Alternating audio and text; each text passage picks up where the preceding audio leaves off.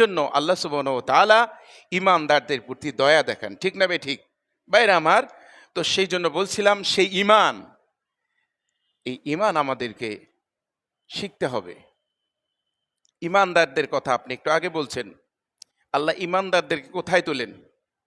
ইয়ারফাইল্লাহ, আল্লাহ উপরে তোলেন। ঈমানদারকে কোথায় তোলেন? আল্লাহ উপরে তোলেন। ইয়ারফাইল্লাহুল্লাযিনা আমানু, ঈমানদারদেরকে আল্লাহ উপরে তোলেন।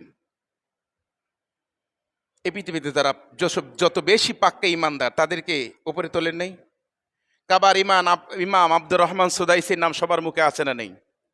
নাই? এরপরে শাহজালাল ইয়ামানির নাম সবার মুখে আছে না নাই?